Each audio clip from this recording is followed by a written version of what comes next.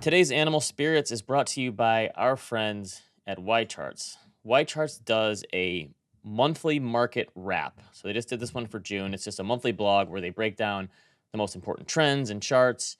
And this is pretty good. I was going through it today. They have index performance, asset class performance, sector performance, and then they have the best stocks. So the best performing stocks of the S&P 500 for June were both cruise ships, Carnival Cruise and Norwegian Cruise Line. Did you see the new giant cruise ship? Yes, and I think I'm going to go Michael Burry on this and go against the grain because everyone is dunking on this thing, saying this looks awful. None of these people have ever been on a cruise before. I would be one of these people if I hadn't been on 3 cruises in my life and enjoyed each one of them. I think a cruise is a lovely time that people who've never been on one dunk on unreasonably. You know, I was going to zag too. I've never been on a cruise, but I'd be happy to go. I'd be happy to go on one. I don't understand the dunk on cruises. What's bad about a cruise? Here's what you get on a cruise. They have a casino on board. You get to eat as much as you want. The food's good. It's better than like an all-inclusive place. You could drink a bunch, and then they have shows every single night. Yeah, There's tons of stuff to do. It's great. Anyway, yeah, I was surprised. Both of those Carnival cruises is it? Carnival up almost 70%. Is it Royal or Norwegian? Royal Caribbean is up 30%. Royal Caribbean had the biggest one, I think. Anyway, this is really cool. If you want to sign up for this, we'll have a link in our show notes where you can sign up and get the monthly breakdown from them. And then you can kind of click through and go to the charts. And if you want to subscribe to YCharts and you haven't done so yet, tell them Animal Spirits sent you 20% off that initial sign up. Welcome to Animal Spirits with Michael and Ben. Michael, we don't do victory laps here, okay? Because we've been wrong about plenty of stuff over the years. You know what we've been right about? What have we been right about? Tropical Bros. This shirt is a couple of days late, but I did rock it on July 4th. You damn right I did. Well, that is a Tropical Bros. Of course it is. Okay. How great is this? We're working on the Animal Spirits ones. We should have them back within days, hopefully by next week. We'll all right, so back to the victory lap. What were we right about?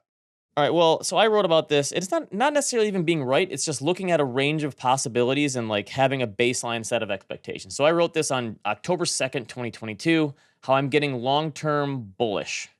And I said my general investment philosophy is the more bearish things feel in the short run, the more bullish I should be over the long run. Even though I said at the time, like I personally feel bearish. So I looked at, and I'm pretty sure we talked about it on this show, what happens when the S&P 500 is down 25% or worse since 1950?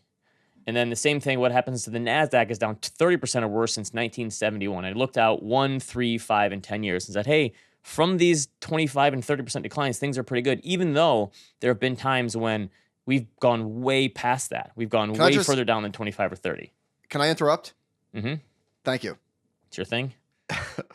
I would love for there to be an Animal Spirits fear and greed index over time. Like, honestly, because I feel like I started to get bullish in the fall, but I don't even remember. And when I say get bullish, we don't invest bullish, bearish, swing to cash, but just for the sake of discourse. Right. So since then, if I went from the end of, because I did these numbers through the end of third quarter, which was September 30th. Since then, the NASDAQ is up 38%. The S&P is up almost 25%.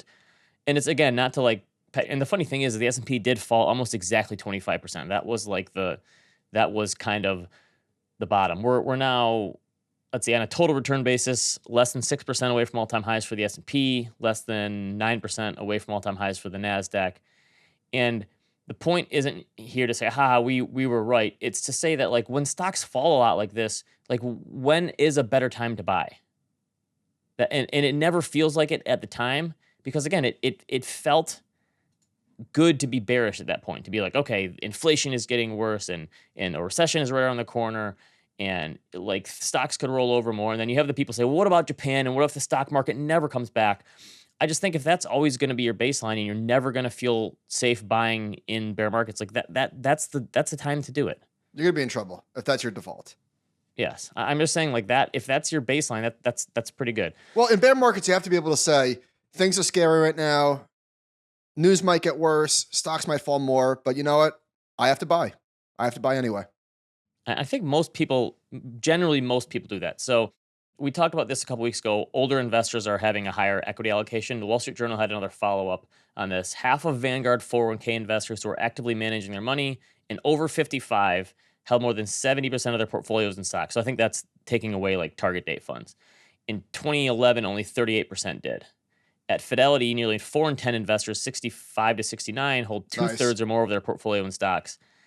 1/5 of investors 85 or older have nearly all their money in stocks and taxable brokerage accounts at Vanguard, up from 16% in 2012. The same is true of almost a quarter of those 75 to 84. And we talked about some of the reasons for this, but isn't this just the kind of thing where for every age group, eventually this is going to happen? Where it's Meaning going what? to, like, your allocation to equities is going to drift higher over time.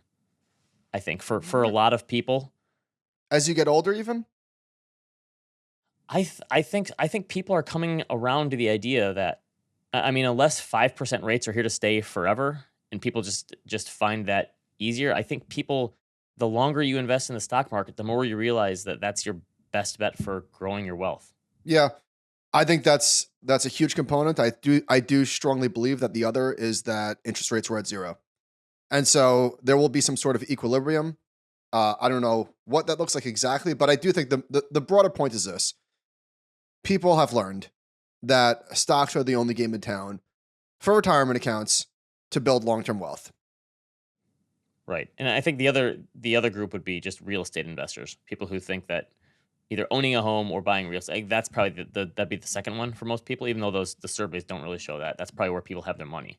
All right, so away from retirement accounts and the set it and forget it. And by the way, going back to you have to buy, I'm not suggesting that you should be sitting on cash waiting to pounce. Right. Like, that's not how you should invest. When I say you have to buy, I mean you have to just automatically buy. You just have to keep the program going. And also, And I think the only way to do that is to automate it. Yes, and maybe the other thing is just when stocks are down 20% or something, that's not the time you get, okay, I'm going to get defensive and I'm going to go to swing to cash or whatever it is. That's the problem when people do something like that. That's such a good point. It's more important. You don't need to be a hero. And let's say that you pause your investing because you are scared. All right, probably not the best thing to do. In fact, it's not the best thing to do, but it's nowhere near as bad as the inverse, which is I want safety. I'm going to go to cash. That's how you f yourself. All right. So going back. Sorry. So away from retirement accounts, long-term stuff to more. Let's zoom in, Ben. What do you say we double click? Okay. All right. U.S. retail flows. This is from, I believe this is from JP Morgan.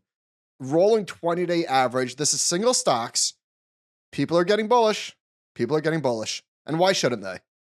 And when I say why shouldn't they, I don't mean, I'm not making forward predictions. I'm just saying when stocks rally, people get bullish. Unfortunately, that's just what happens, right? People chase. I guess I've never seen this for single stocks before. This is you'd expect to see a lot of volatility here, and it makes sense. This is the kind of graph that looks like it kind of follows the market, right? Totally. The market goes down, people stop buying individual stocks.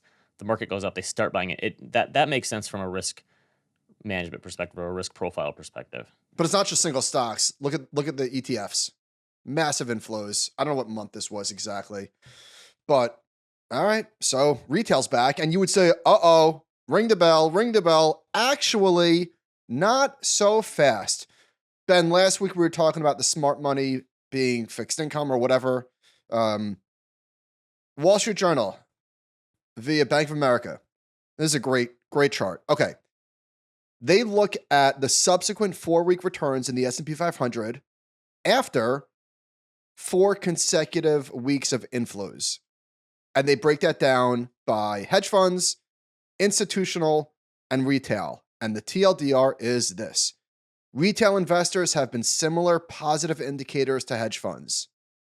So take your dumb money and shove it where the sun don't shine. So if you did 4 weeks of positive flows, what were the returns after that? That's what they're looking at here? Correct. Okay. And then 4 weeks of negative flows. So the returns are better after positive flows. That makes sense to me. It's why? Because like momentum? Yeah, momentum. It's kind of a momentum thing, right? So anyway, that's really interesting. If all you knew was how institutions, hedge funds, and retail were allocating, if you think that you would be able to find any sort of signal in there, guess what? Wrong. I remember my brother asked me once, do you think that I should invest on Thursday every other week because people's 401k money goes What in an on idiot. Friday. Everyone knows Wednesday is the best day to invest. Yeah, I don't think the days of the week probably matter all that much. But is there a seasonality component to this? Because you've talked about seasonality in the past. Is there a best day? I'm sure that someone has done the study of, is there a best day of the week to invest? I did probably 10 years ago. Did you really? Yeah. It probably wasn't Monday, right? It probably had to be like a Tuesday or a Wednesday. No, I think it was random. I mean, what do you think? It was random. Okay. Okay. Delta One, Walter Bloomberg, allegedly. Is he on Threads yet? You ever meet that guy at a conference? I've never followed him. I don't know. It's too much. So he tweets these upgrades, downgrades every morning, and sometimes I look, sometimes I don't. But this one made me laugh a little bit. This is Netflix. I guess it caught my eye because it's a stock that I own. This is from Goldman Sachs. All right. Now, mind you, the current price of Netflix is $433. Okay. Goldman Sachs upgrades to neutral from sell. Now, a sell rating is relatively rare. It's usually like buy or hold. So the upgrade, to have a sell rating, you got to really be bearish. They upgraded to neutral, and they raised their price target from 230 to 400. So think about this. They basically increased their price target by 100%, which is still 5 or 6% below where the stock currently is. And they call that neutral. Your thoughts? Yeah. I don't know. Not surprising to me. I suppose this is kind of how you never want to admit you're wrong, first of all. Obviously. Do you know how far Netflix is from all-time highs still? Very. I mean, I know they're down 70-some%. They're still well below all-time highs. Very. Well, this is how the math works. We were joking yesterday. 37%. Still 37%. Carvana is having a decent year. The stock is up 630%. And it's still at a 90% drawdown, which is wild. It all depends on, where you're looking for when you invested. So here's a snippet of the commentary that Carl Quintanilla pulled. From Goldman. Netflix management has executed its password sharing initiative in excess of our prior assumptions, and overall industry competition has become more muted. Since we added Netflix to the sell list on June 10th, 2022, Netflix shares are up 135% versus a 12% gain for the S&P 500. I've told this story before, but my very first internship in the markets was with sell-side research analysts. I worked for 2 different sell-side research analysts. I was a senior in college. I knew nothing about the markets. The first day, the guy's like, dude, start reading the Wall Street Journal because you don't know anything. But I learned a lot about how incentives work because I remember once a month, they'd have a big meeting with all of the different industry people for the different stocks. And the guy who was the manager would go through and be like, we have 135 buys, 316 holds, and 3 sells. And he'd like throw his hands up in the air and be like, guys, come on. Can someone put a sell rating on one of these stocks? And all these analysts were like, no way, man. We got to talk to the management all the time. We don't want to have a sell rating so I learned so much about how incentives work and how like the changing of your mind thing.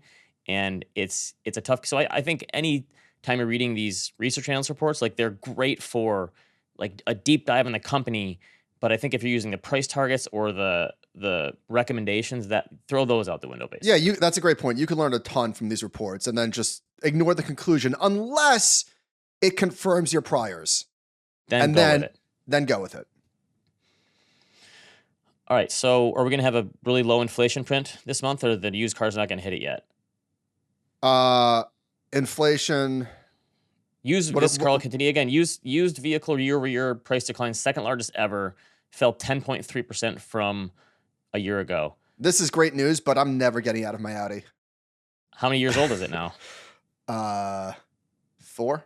Well, one of the reasons I was able to get a decent deal on my new Explorer is because I still had equity in my old one. So maybe I top-ticked the used car market. Did we do this joke before? I bottom-ticked Netflix and I top-ticked the car market. Yeah, pretty much. All right. Travel boom is still on. TSA. This is July 1st. Yesterday, TSA officers nationwide screened 2.8, almost 2.9 million individuals, beating our previous record on the Sunday after Thanksgiving in 2019. This is the highest number of passengers the agency has ever screened on record. Ever? Ever. Highest screening ever. Hey, can I say something? Just I was thinking about this as I was on the airplane. You know how the pre-flight videos are such a charade, right? Like in Well, case the of worst part emergency. about it is if you're watching a movie, it pauses your movie. Yeah, it's a joke. But here's an even bigger joke. How if you're in the exit aisle, you have to give a verbal yes. Like in the event, will you help? Yes. Yeah, no problem. I'll help. Can we just save everybody's time? If you just eliminated all of the nonsense, how many hours would passengers get back? How about this? You know how they have No global... more flight delays. No more flight delays ever. Just get rid of the nonsense. Well, you know how they have TSA pre-check? Let's say if you've gone through TSA pre-check, you can watch a video that shows all the safety procedures and click a box and say, I've done this already. You can ignore it. I can safely ignore it on my screen. Solutions guy. All right. The travel boom is not at Disney. Maybe this is the time to go. Wall Street Journal headline says, Disney World hasn't felt this empty in years. Travel agents, analysts, and advisors say traffic at Disney's theme parks and rival parks has slowed. Data from a travel company that tracks line waiting times at Disney shows the Independence Day weekend was one of the slowest in nearly a decade. The Star Wars attraction was the third slowest day of the past year. Here's what a travel agent says. From what we're seeing in our bookings, that pent-up demand has somewhat transitioned to cruises in Europe from theme parks. So everyone got Disney out of their system, and now Disney is slow. This would be the time to go, I guess. Not me. Well, can I just say could the news be any worse for Disney right now? It really could. I was thinking this too. Josh sent us a report on ESPN had these huge layoffs a week ago.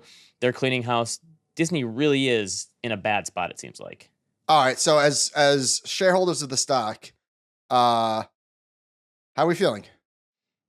Not great. Maybe this is the time to get long-term bullish, though. We said when we feel the most bearish, that's a lot harder for individual stocks than it is for... I'm just saying, technically, the stock, if it breaks 85, unless it's a false breakdown, beware the false breakdown, it could be in trouble. But I don't know. Is Disney too big for someone to buy? Is that the only hope? Is it sufficiently cheap?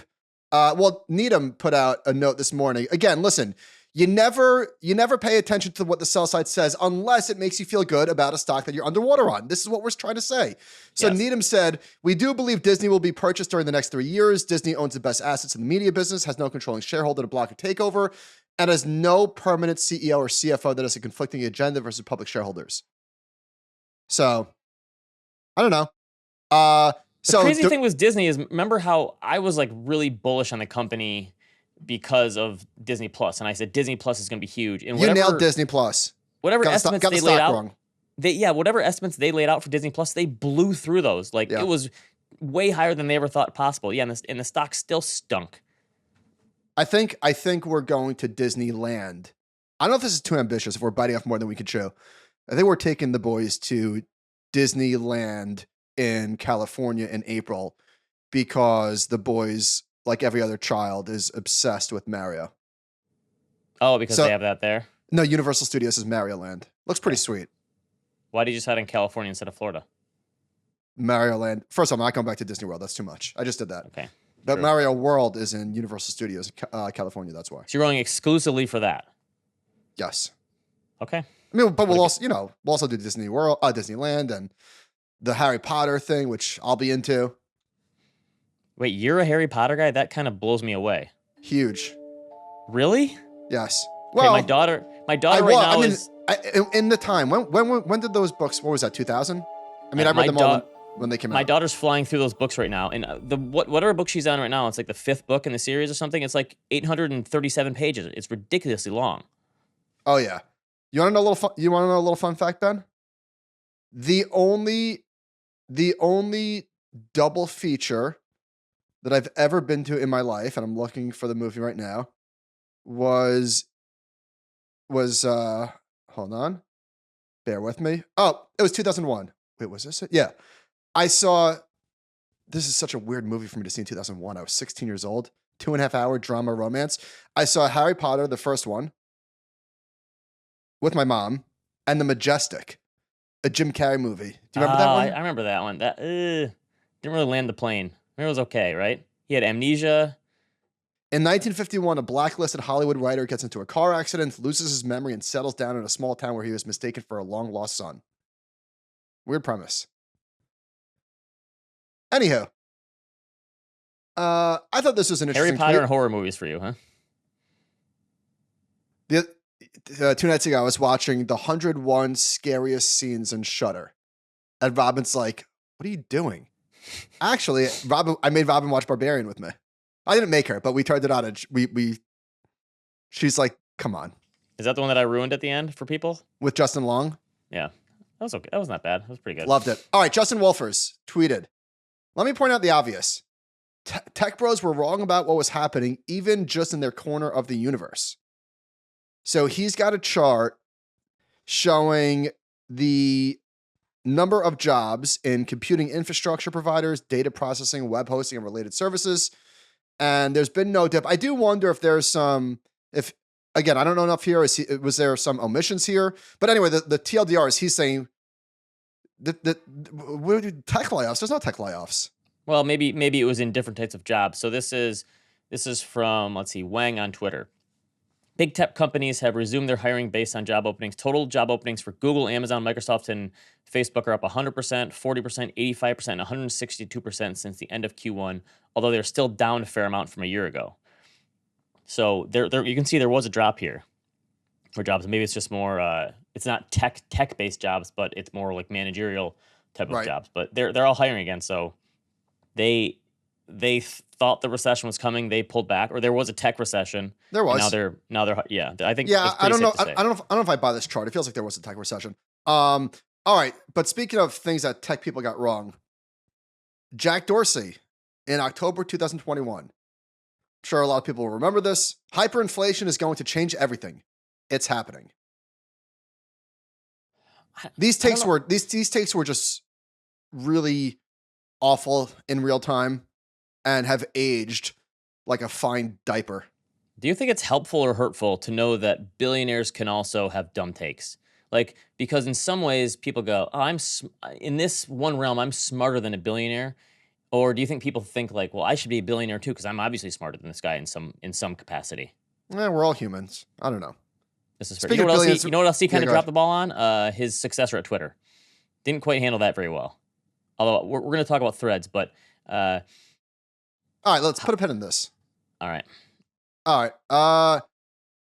From Bespoke, streaks of better than expected non-farm payrolls report is over. In other words, economists were behind the actual. Consensus was below actual.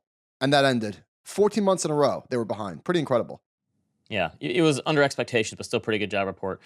Joey Politano breaks it down. It's kind of interesting to see where the jobs have been added. So he said the U.S. has added 3.8 million jobs in the last year.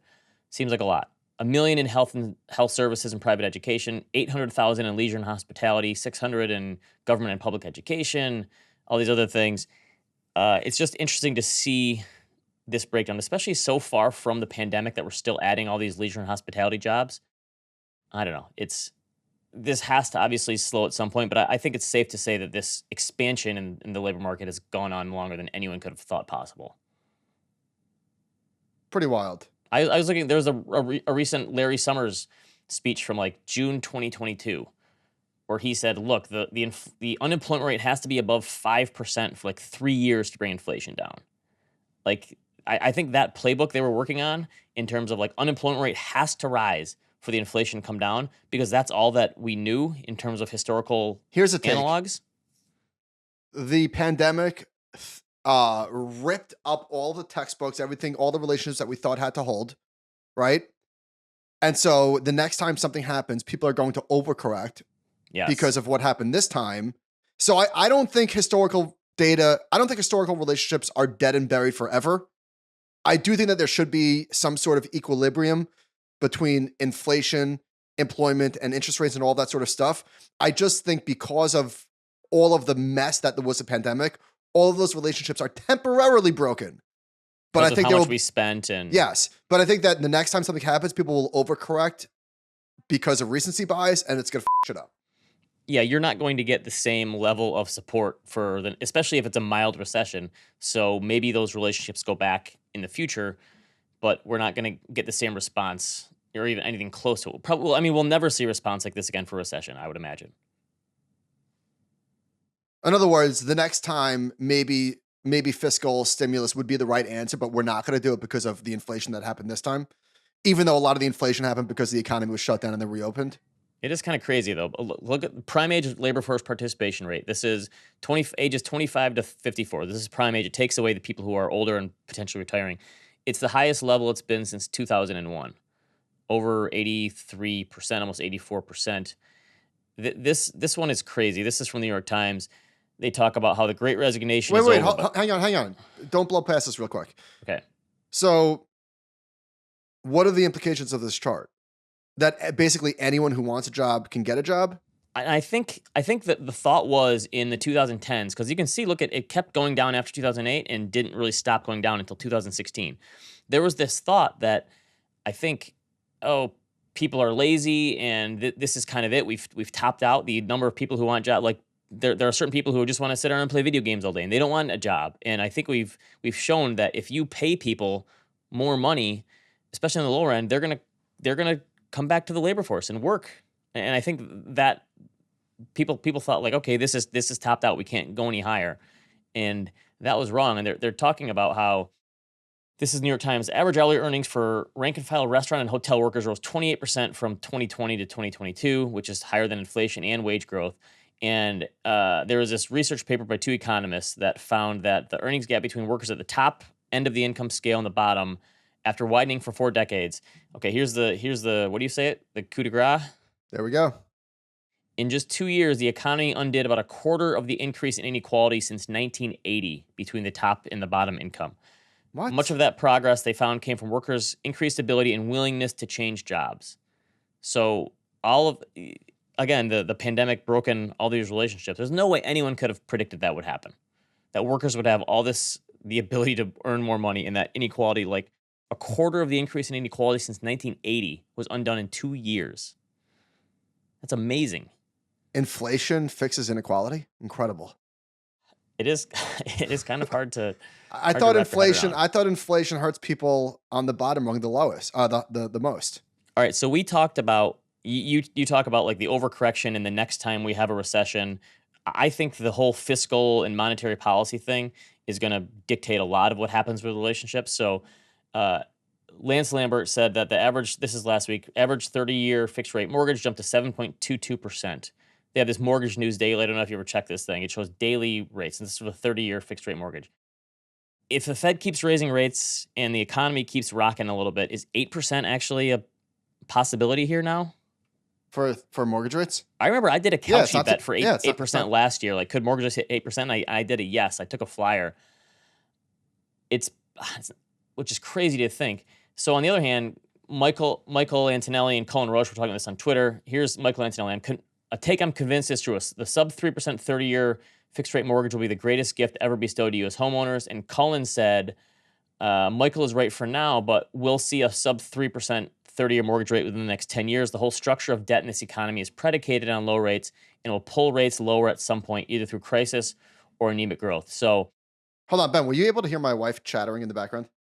I was not. What is she? Okay. What is she asking you? Did she ask you to change your shirt?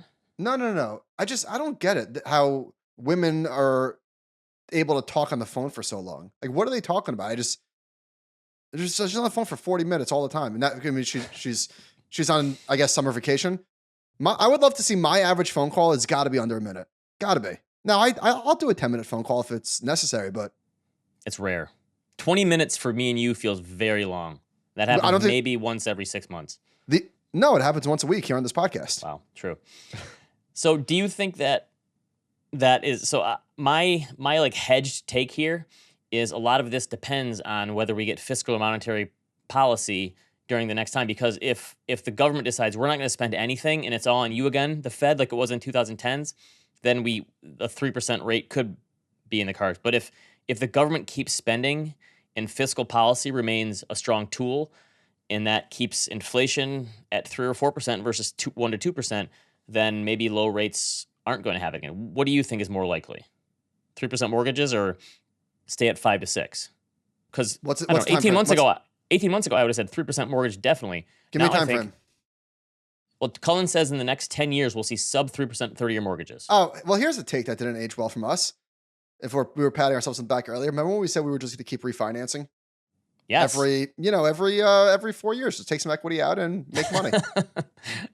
That didn't. Oof. I do agree with Cullen that like the structure of the debt in the economy, like we need low rates. What would you put your money on? A 3%, sub 3% mortgage in the next 10 years or no? I'd have to lean yes, because I agree with Cullen that like even if we're going to spend a lot of money in this country, we need low rates to finance it all. We can't have rates stay 5 or 6% at the short end. That's never going to work.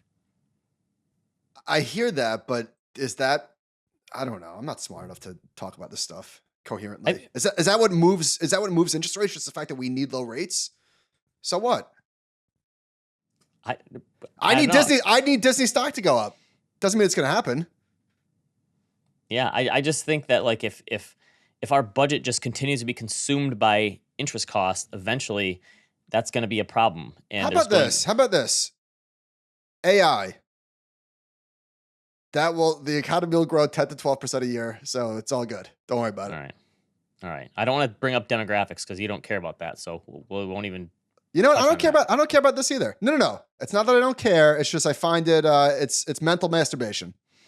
All right. So the potential for like 8% mortgages in the short term seems like a possibility, but does it even matter to when will it matter to the home market? Because this is from Redfin. This is the first time since last August that the average sales to price ratio has surpassed 100%, meaning homes are selling for higher than they're being listed for now. Oh, wow. No, well, it absolutely matters. It matters the first time in a year. The first time in a year, U.S. home price is selling more than it's asking. And dude, it matters for the existing home market. It doesn't matter for new construction. Yeah. So this is Lance Lambert. Among the 100 largest markets, only one market, Austin, saw a seasonally adjusted month-over-month home price decline in May. The other 99 markets all posted an increase. Housing prices are rising again. Crazy. So 7.2% mortgage rates and housing prices continue to rise because supply has been so shrunken down that anything that comes to the market is selling for over asking price. So, okay, here's prices that are rising despite interest rates being at multi-decade highs. Homes, which are directly tied to interest rates, and non-profitable tech, which I thought should be negatively correlated to interest rates. And I still believe that to be the case, but the IPO... How about just the stock market in general? Yeah, rising? but high tech in particular, high beta tech in particular. The IPO ETF is ripping. ARK is ripping. Oh, wow. ARK is, holy moly. ARK is at the highest level since August 2022. I looked at it the other day, though. That fund is still down 80% from the highs, I think. 80? Wow. Hang on. Oof. Oh, 70. So it's down 70% from the highs still. I guess it was 80 at the bottom. Unbelievable. Hey, Ben, look at this house. In the doc, we're looking at the Modern Farmhouse, which the Wall Street Journal says is the millennial answer to the baby boomer McMansion. The house that I'm looking at is, I see Ben smiling because I'm assuming that you see this all over your houses, all over your town as well. It's a white house. No, this is literally my house. Oh, it is? We don't have we have a white Modern Farmhouse. We don't have the wooden the wood in front but we have the black metal roof. We have the white clapboard, like they say. I read this article and I realized, they're just literally describing my house. 2/3 of new homes in my I was early, by the way. We bought ours in 2017. I was early. Now listen, this is a great house. I love it.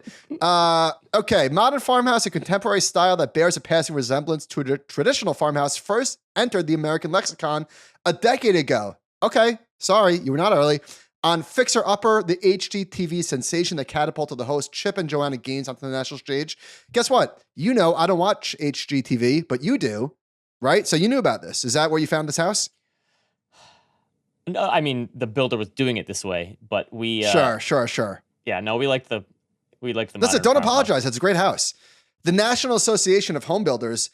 Actually, my house. Yeah, I don't know how you could hate on this kind of house. It's a beautiful looking house. It's a beautiful house. So my house, when I bought it, was just a flat brick house, and I don't like brick. My wife, I had to twist her arm. Like, who likes brick? It's ugly. I would much prefer to be in a house like this. Stays good forever, though. You know what the downside of a white house is it gets really dirty. We had to have like the downside. That's the upside. You get to power wash that baby twice a year. Oh yeah. Well, I paid someone to do it because it's getting up 3 levels is kind of hard. Well, you were 3 levels, not to brag. Well, yeah. Well, the basement is anyway. The National Association of Home Builders does not track the popularity. I don't have a mudroom though. I do not have a mudroom. Well, I don't have a basement. Do you have a basement? Yeah, we have a basement. Okay. But Daryl Patterson, the president of Housing Design Matters, says the look accounts for more than a quarter of her company's work. If a builder says, I need 3 elevations, one will always be a modern farmhouse. Great house. It really does make sense. Great house. All right, Ben. Last week when I was telling you about my friend that has all of his money in the stock market in Neo, one thing that I forgot to mention is he was asking me, or I don't know, asking or telling me that he opened up accounts for his kids and he bought REITs. He just bought REITs for them. I assume not individual names, probably just an index if I had to guess. And he's like, when I give it to them when they're 20, it's going to be whatever, tens of thousands or however much money it is. And I was reminded of that story when I saw a tweet from Peter Lazaroff. And by the way, mind you, this is not a dumb guy. He just is, he just doesn't know. He's not in finance, and he's, I guess, not super interested in it like our listeners are. Peter Lazaroff said, an advisor adds an unbelievable amount of value in 3 areas. 1, peace of mind. 2, expertise. You cannot know what you do not know. 3, objectivity. Removing unhelpful emotions. And what else would you add? Somebody said execution. And again, seeing this tweet reminded me of that story from last week with this guy, because I think the average person, if you don't know, you don't know. And when I said all this guy's money that's in the stock market is in Neo, I doubt it. I doubt it's all of his money. It's just, he probably has all of his money in cash and high yield savings or whatever. And the money that he plays with the stock market, he just has in this stock. Like, just people just don't know the basics. Right. And the execution part is actually like the thing is like there's probably 35 different financial plans you could create for someone, or allocations, or like different levers you could pull that they would probably be fine in most instances. But it's like narrowing down to this is what we're going to do and this is how we're going to execute it. Like that's the hard part for most people is like the choices they have. They're just execution. Like paralyzed by choice. So just saying like, listen, this is the one we're going to do. We're not going to know what the perfect one is going to be until we have hindsight to look back on. So this is the one we're going to do, and we're going to be happy with it because we've taken all these different factors into account, and this is the way we're going to do it. Are you on board with this? And most people just tell us like, yes, I just appreciate having this plan in place, and I know what we're going to do regardless of what happens in the market, because no one can predict what's going to happen in the market. I could hear some listeners screaming, well, this is why we should teach personal finance in schools. I think like the psychological component is the biggest one. If I went back to, I studied finance in college. If I would have had to do it all over again, I would have taken a bunch of psychology classes to understand the human nature side of things. What was that going to do? It's so much more important, don't you think? Like learning that stuff was. No, I don't think learning about behavioral finance is more important than learning the basics. You don't need to be a behavioral finance expert as an advisor, though, you need to understand. I think for almost any job you're in, you have to understand human nature. It doesn't matter if it's finance or anything else. I think understanding human nature and the things that make people tick and the incentives and all that stuff and why people react the way they do to certain things, I think understanding that is helpful in any job you do. True. Yeah, agree there. All right, let's talk about Twitter. So Threads to me feels like the first actual threat to Twitter. They had 100 million signups in 5 days, and I am not threading yet. Maybe I will, maybe I won't. Probably won't. I don't tweet anymore. But opening Threads was kind of wild because it was Twitter. It looked like Twitter. Everybody was there. It's the first one that has, because people have been telling us for a while. There's a guy we work with, I won't name him by name, but he always tells us, hey, you guys have to sign up for Mastodon and Blue Sky and Post. And every time I've been like, why do I? There's no way these are ever going to work. And sorry, Josh, I didn't mean to out you there. No.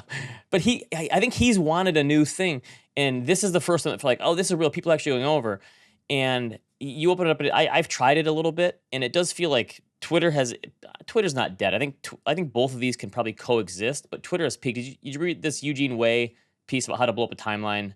He talked about how Twitter has peaked and totally changed and gotten worse. And I don't really buy into the fact that Twitter's gotten worse. I think people are just oh my fed god, up with it has. Of course, it has.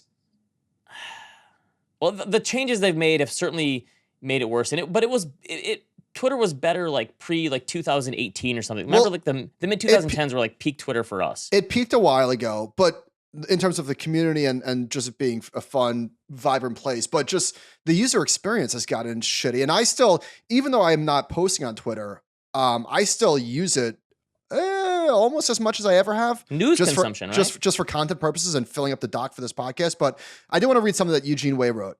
He said, "This past year, for the first time, I could see the end of the road for Twitter. Not in an abstract way. I felt its decline. Don't misunderstand me. Twitter will persist in a deteriorated state, perhaps indefinitely. However, it's already a pale shadow of what it was at its peak. The cool kids are no longer sitting over in bottle service knocking out banger tweets. Instead, the timeline is filled with more and more strangers the bouncer let in to shill their tweet storms. Many of them Twitter verified accounts who paid the grand fee of $8 a month for the privilege. In the past year, so many random meetings I have with one-time Twitter junkies being with a long sigh and then a question that is more lamentation than anything else. How did Twitter get so bad?" The crazy thing to me is the fact that, remember in Rocky IV when the Russian gets cut and they're in the corner, they're like, he's bleeding, he's cut. And like Rocky sees his opportunity. Like this is what happened. Like, I don't think, it sounds to me like Facebook put this together in like a matter of months for Threads. Like they didn't want to release it, but they saw Elon Musk's clown car over here, like messing things up and not letting people see a number of tweets if they don't pay money and all this stuff. And they I think they just took an opportunity that they probably didn't even want to. And it probably worked out better than their most wild dreams. So I think Elon Musk basically allowed this to happen, which is just crazy to me that like it deteriorated this much this fast. And Elon is definitely feeling the pressure. He's flailing like a maniac. He tweeted somebody Zuck as a cuck. I propose a literal dick measuring contest. Those are things that he actually tweeted. And then I don't know if this is like, if they're suing Twitter, but here's a letter. Dear Mr. Zuckerberg, I write on behalf of X Corp, a successor in interest to Twitter. Based on recent reports regarding your recently launched Threads app, Twitter has serious concerns that Meta has engaged in a systematic, willful, and unlawful misappropriation of Twitter's trade secrets. Over the past year, Meta has hired dozens of Twitter, whatever. Yeah, you fired everybody. What do you expect? But here's the thing. So Zuckerberg said, the vision for Threads is to create an open and friendly public space for conversation. We hope to take what Instagram does best and create a new experience around text, ideas, and discussing what's on your mind. So they're not going to copy Twitter exactly. Like I already think Threads looks better than Twitter. It's a really cool experience. But do you think you can do Instagram for text? Like can you have that? Obviously 100 million people signed up, but I don't know, what does Instagram have? 2 or 3 billion users? Like, do you think that it's viable to have Instagram for text and Twitter over here to do this other stuff that you really pay attention to for sporting events and live stuff and news consumption? Like, is it possible to have both? I think it probably. Oh yeah, why not? Yeah, why not? The people on Instagram, like they obviously either tried Twitter or never tried it and just have no use for it because the users have not been growing for years. So to that point, Twitter is not adding new users. Like a 15-year-old is not signing up for a Twitter account. Why in the world would they? Right. But is it also bizarre that Elon Musk has screwed this up so royally that now people are like looking at Zuckerberg like he's a savior? Do we really want Facebook and Instagram for Twitter to be run by the same person? Remember a few years ago when everyone said Mark Zuckerberg like ended democracy because he helped rig the election in 2016? Those same people are like, yay, Threads is awesome. I can't believe this is happening. That people are allowing one company to potentially take over the 3 biggest social media platforms other than TikTok. People are okay with this. I'm shocked by that. I guess it's all relative because people hate Elon Musk enough to like Mark Zuckerberg again. I just can't believe this is where we've gotten. Eugene Wei made another great point about just why nobody copied Twitter because it was just such a bad business model. Right. Here's another clip of his that I wanted to read. Of all the social networks that achieved some level of scale in this first era of social media, perhaps no other was trod and abandoned by as many users as Twitter. Except for the extremely online community of which I'm deeply embedded, Most normal, well-adjusted humans churned out of Twitter long ago. That is so true. I don't think I have, and I don't know anybody who's on Twitter. No, like your regular, normal people that you interact with? I mean, yeah, there's a few that for sports, but for the most part, nobody's on Twitter. It's only us. It's only finance dorks and econ nerds and people that are arguing over politics and really online people. Yeah, it's really so. All right, we spoke earlier about billionaires and I don't know what you said. I forget what we said about them. Also, does it make us feel better that billionaires can make mistakes? Go ahead. What were you going to say? No, I just I never got into any social media networks beyond Twitter. Twitter's always been my only one. I signed up for Instagram a few years ago. I think a bunch of people told me that I already have some fake thread people. I think my handle's like Ben Carlson 007. And I didn't do that because I like James Bond. I think it was like the only number that was one of the lowest numbers that was available. So why can't you just say you like James Bond? 007 was the only number you could land upon. Come on. I think they I like James Bond too. No, I don't like James. I'm of the opinion that Jason Bourne is better than James Bond. That's my hot take. If you didn't like James Bond, you would change it to 006. Okay, I think 7-minute abs. But where was I going with this? I've never got into. I think it's a kind of a chore to get into another social. Like I never got into TikTok. I didn't like Facebook because I didn't really care about my friends posting about their lives every day. I figured I'd catch up with them when I catch up with them, because nostalgia is the best part of old friendships, not like knowing what's going on in your life now. And so this is the first time that I've actually tried a new social media. Like Instagram just never took for me. It was never like I always felt weird posting pictures and captioning them. I love Instagram. Okay, it never took for me. It wasn't like I understand it, but it just never took for me. But where do you shop? Okay, so back to Twitter and the business. By the way, if Twitter was a publicly traded stock, so he bought it for $44 billion. Where's the market cap? 6? 10. Realistically, yeah. 10. 10. Andreessen said this to Elon when he wanted to buy it. I think this is from leaked private messages. If you are Mark Andreessen to Elon Musk, if you are considering equity partners, my growth fund is in for $250 million with no additional work required. They ended up giving $400 million. Now, I don't think that this does not make Mark Andreessen a dumb guy. Mark Andreessen is not a dumb guy. With the benefit of hindsight, this might look dumb, but he's a very smart man. In fact, incredibly so. Sequoia invested $800 million. Qatar Investment Authority, $375 million. Prince Al-Walid bin Talal Al Saud owned $2 billion worth of Twitter stock. When it was a publicly traded company, he rolled it over. Larry Ellison forked over $1 billion. Jack Dorsey, $1 billion from his existing shares. Morgan Stanley, Bank of America, and Barclays collectively lent $13 billion. Anyway, I give all those numbers to say all of those numbers are down well in excess of 50%. I don't know what the value is of Twitter, but they have to assume that this is a permanent write-down. During a time when tech stocks have been going crazy. Nah, not all tech stocks. I mean, a lot of mega cap. Put it this, I mean, Twitter, had this never happened, let's assume that Jack Dorsey was still at the helm, or whoever was running Twitter. I still think Jack Dorsey is a lot of blame here too, because he never did anything to make the product better. He did a horrible job. Horrible. Didn't monetize it. Horrible. So anyway, but let's just say that Elon never bought Twitter. So if Twitter was a publicly traded stock today with Elon at the helm, I'm saying it's sub $10 billion. If he never took over, guess what? It still might be 10 billion or 15 billion. Or 20, yeah. Probably not 20. I think that's what it was. So it's, yeah, I mean, tough, not a good business. Not a good business. All right, Danny Meyer on tipping. If you're just taking out food and it was just a transaction, I give you money, you give me a cup of coffee. I don't think there's any obligation to tip whatsoever. Do you tip on takeout? I do. I usually give a few bucks, and I think I've been tipping more since the pandemic for that. For them like getting it ready. How about you? I think I do. No, in fact, I know I do. I give a few dollars depending on the order. I'll give a few bucks. But so at the beach club, I tip the valet parkers pretty well because, I used to be in the industry. Not just the hospitality industry.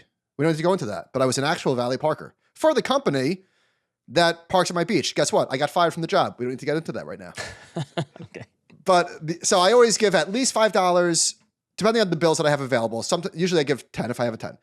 So I gave the guy, this is on July 4th, and it was late-ish. It was probably 8 o'clock. So I gave the guy a 20. I asked for $10 back. He did not give me $10 back. What do you think I did? What? What do you mean? Let him have it? No, I gave him a 20 and I asked for $10 in change. He didn't give me $10. I guess he probably didn't hear me. What do you think I did? Complain to the manager? I don't know what. Nothing. Let him have it. Yeah, let him have it. Okay. I kept like, I asked, well, I guess I could have said I asked him, but you know, Yeah, he the worked hard. guy was He working worked the hard. fourth. And guess what? Now he knows me. Okay. There you go. You know what I watched over the weekend? Why did Also, I watch that used to be that used to be my. So we had a bar we went to in college, and like right when happy hour started, everyone would rush to the bar. Like happy hour was like 4 to 6, and what me and my friend would do is we would show up at 3:30 and have a beer, a leisurely beer, and then tip the bartender really well, so that when happy hour started, they would come take our order first. Smart man. Hmm? So Amazon Studios is in trouble. They're spending a lot of money and they're not really getting much to show for it. Well, what's it called? The Lord of the Rings. Huge flop. Yeah, that was a bad Horrendous. Unwatchable. Bloomberg did a story. In the past 9 months, Amazon has released at least half a dozen pricey series that failed to deliver huge audiences. Daisy Jones and the Six, which I like that one. I like that one. I liked it a lot. The Power, I don't know what that is. Dead Ringers and Peripheral. Guess what?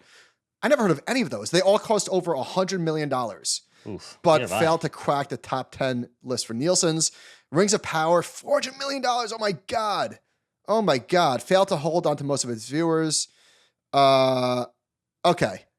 So there's a chart. Dead Ringers has a 7.5 and it's with Rachel Weisz. I'd try that. I love Rachel Weisz.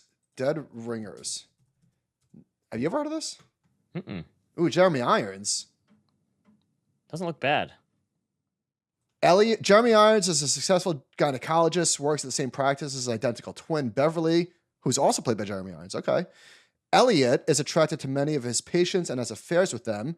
When he inevitably loses interest, he will give the woman over to Beverly, the meeker of the two, without the woman knowing the difference. See, Beverly falls hard for one of the patients, but when she inadvertently deceives him, he slips into a state of madness. Oh, wait a minute. This is from 1988. That's a David Cronenberg movie. Wait, what? You lost me. All right, moving on. No, wait, hang on. That was funny. I just read a premise of a movie from 1988. Dead Ringers Prime. What is this? Twin gynecologist. Oh, it's a remake. Oh, must be. Okay.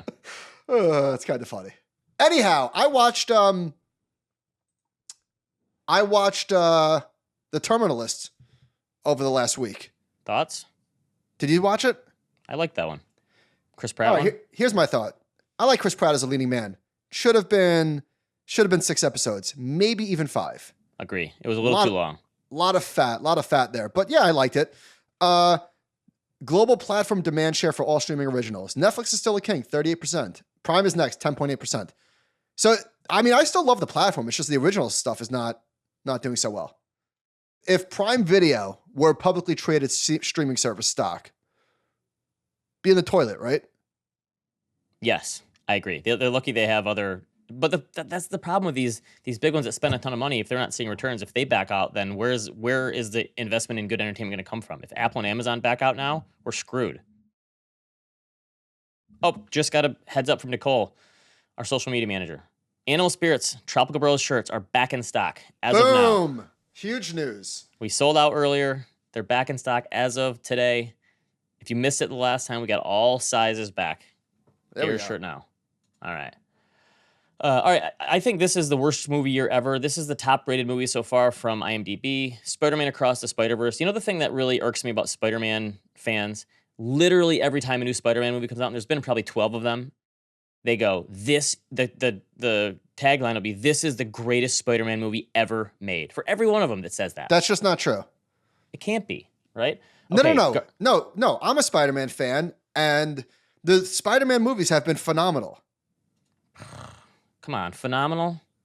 Very fun. I mean, it's a superhero movie. It's a lot of fun. The Tom Holland movies are great. The one where they had all the Spider-Man Spider-Verse is great. All the Spider-Man. The Spider-Verse ones, come on. That's for little kids. Hang on, time out. The most recent one with Tom Holland and Andrew Garfield and Tobey, I agree, it was a little too much. But the Spider-Verse movies are not just for little kids. Yes, they are for little kids, but they're also for grown-ups. They're great movies. I haven't seen the second one yet, but Nerds. All right. Guardians of the Galaxy, John Wick 4, Covenant, Air is the only one on here that I think is a quality movie is Air. A Man Called Otto. Hang on. Time out. The Covenant is supposed to be very good. I have not seen it yet. I'm going to. Guy Ritchie. Why are you rolling your eyes? You know what it is? Oh, which one's that? It's not a horror movie. It's the Jake Gyllenhaal. Sounds like a horror movie. No, it's Jake Gyllenhaal. I think Jake Gyllenhaal. He's it's an army movie with Guy Ritchie as a director. Oh, okay. Tetris, Dungeons and Dragons, The Flash, and Missing. I think Air is the only one on here that I've seen as quality. I think this is maybe the worst movie year ever for modern movies. First half was terrible. I did see the Napoleon preview. Maybe sick. That looks awesome. Here's what's on the back. Here's what's on the back half. So this is a second half story. We've got Dune Part 2, Killers of the Flower Moon, Oppenheimer, I'm Barbie. reading Killers of the Flower Moon right now, the book. I'm reading the book. I read it when it came out, not to brag. Mission Impossible and Napoleon. That's a pretty good back half. I'll go see Mission Impossible at the theater, maybe Napoleon. I'm sorry. I'm totally anti-Barbie. I'm sick of it. Shoving the pink stuff down my throat. It looks so dumb. I'm not going to. Well, but are you not seeing Oppenheimer? I'll see Oppenheimer. Oppenheimer looks good. So okay. Those are some decent movies coming back, but it's pretty bad. All right, recommendations. Okay. Eric Davis tweeted, "It's super rare for a movie franchise to have 4 installments rank in the 90s on Rotten Tomatoes. Toy Story has done it for animation. Spider-Man and the MCU have done it, but with multiple series, 007 has done it. Oh, 007, there you go. Mission Impossible, out here making history. How about that? The weird thing is, my take on I love Mission Impossible movies. The first 2 movies were the worst ones in the franchise. Like, the first one is almost impossible to follow. I love the story. It's not that the second one wasn't like, I think the first 2 were the worst ones of all. The last few have been awesome. Amazing. Right, okay. I want to plug something called Mint Comedy. That's mintcomedy.com. What is Mint Comedy? A dad friend in the neighborhood told me about it. You can stream live comedy from the Comedy Cellar. How freaking cool is that? Oh, really? Interesting. How awesome. So I'm going on Thursday. $8.99 a month. Isn't that awesome? Not bad. I'm seeing Dan Naderman, who I love, Colin Quinn, Keith Robinson, and Andrew Schultz. Didn't you see Colin Quinn with me that one time? He was awesome. Yeah, I feel like he's always there. I've seen him a lot. But isn't that a great lineup? It's not bad. All right, so Mint Comedy if you're a comedy fan. All right, I forgot to mention this the other week. I saw this on the airplane. When I saw the trailer for 65, the Adam Driver movie with dinosaurs, I was like, I'm in. In fact, I'm all in. Guess what? I heard it was terrible. That was probably the worst movie I've seen in the last 10 years. Really? That bad? Just thoroughly unwatchable. Top to bottom. I don't know. I don't know what happened. It was very odd. They're doing Courtroom Drama Month on the Rewatchables, which is, I don't know, it's my favorite genre, but it's got to be one of the best genres, right? Yes, it's kind of sad that there are no good courtroom movies anymore. So they did Primal Fear first, which I was thinking, that was not a great, weird name for a movie. I don't even know what that means. I saw Primal Fear when it came out. I was 11 years old and still remember the feeling of seeing Ed Norton clap at the end. No spoilers.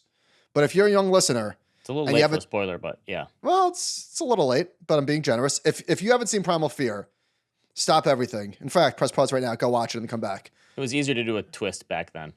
And then the next one, which also is a classic, A Time to Kill. God, what a movie. Yeah. See, we need more John. Also 96. Also 96. Okay. Someone actually emailed us and said, watch The Drop. It's on HBO Max. It's with Tom Hardy. I watched it when it came out in 2014. Tom Hardy and James Gandolfini. And one of my favorite tropes from a gangster movie is the guy at the bar who is kind of around all the gangsters, but he's kind of quiet, maybe a little slow, but like in the back of it, like he's seen some stuff. And Tom Hardy is that guy. It's kind of a slow burn, but the end is very, very good and really good, like kind of like minor gangster movie. I don't think I've ever heard of this. You know who's a big time that guy? I'm just looking at the cast. John Ortiz. Yeah, he plays the detective in it. He's good. And finally, Uncle Buck is on Netflix, and I turned on the first half of it with my wife through the night. And there's a difference between, I think one of the biggest internet misconceptions is the difference between this is the best thing ever or this is my favorite thing. And Uncle Buck is not one of the best movies ever. It is easily one of my favorite movies ever because I'm a huge John Candy fan. Macaulay Culkin. You saw it when you were 9. But there are so many iconic scenes and lines in this movie that still hold up. Here's the thing. It came out in 1989. John Candy was 39 years old. I'm going to be 41 next month. I need like a definitive like 10-page magazine article on why people used to look so much older than they do now. There's no way that I right now am older than John Candy was in Uncle Buck, but I am. People these days look so much younger than people did in the past. How is that possible? I don't know if I've ever seen Uncle Buck. I feel like I must have, but I can't tell you anything about it. Okay, I don't want you to watch it because you're going to ruin it for me by saying that you didn't like it. So just don't watch it, please. It's just... You don't want me to... It's sacrosanct? It's one of my favorite John Hughes movies ever. I love that movie. I think John Candy is so good, and he's the best. Oh my God, I nailed it. Sacrosanct means regarded as too important or valuable to be interfered with. You know what? Out of respect. Thank you. I won't watch it. Leave it alone. Can I watch The Great Outdoors? Yes, that's a great idea for the summer. I love The Great Outdoors. All right. Remember, Tropical Bros is back. Tropical Bros, look for Animal Spirits collection on there. I think the other collections I have are USA, like you're wearing, and then Natty Light, so we're in good company. Email us, animalspiritspod@gmail.com, and we'll see you next time.